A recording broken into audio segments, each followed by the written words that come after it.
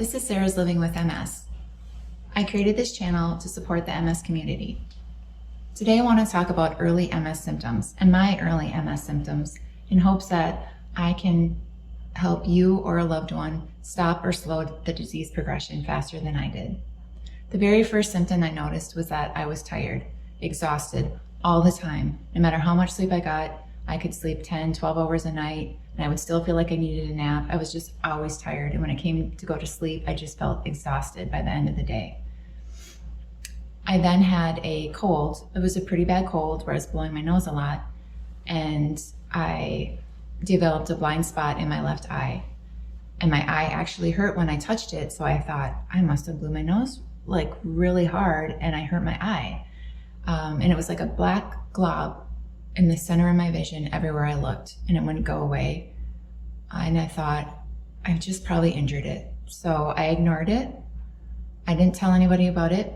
And I thought if it doesn't go away in a month or two, I will, tell my husband, go to the doctor, get it taken care of. But then it went away. So I thought, okay, yes, I really did just injure it when I was blowing my nose. I then started to develop severe neck pain, like a really severe stiff neck when I woke up in the morning. Now, it wasn't just because I slept funny, because it didn't matter how I slept, or it was just every day in the morning I'd wake up with that severe pain and then it would go away like mid-morning. So that would go on. And then I just thought, well, that's really weird.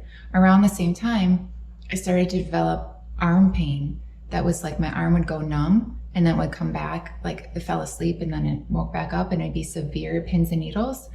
And this would just happen on and off throughout the day. And I thought, I must have a pinched nerve. Like, that's gotta be what's going on. And those two things then went away. So I thought, okay, well, nothing's really wrong with me. I eat healthy, I get exercise.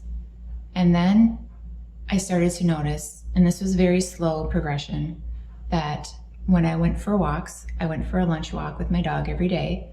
It was about 30 minutes. And towards the end of the walk, I would notice that my knee wasn't really quite working the way it should be. It's really hard to explain. It was not pain. It just I just felt like I couldn't walk right. And I thought I would think like, gosh, if I walked any longer, I might not be able to walk home. Like, it was just really weird. And I thought maybe I injured my knee. I did have a knee injury like years ago. And I thought maybe I re-injured that injury and I needed to do something about it, or it would just heal. So that was like 30 minutes.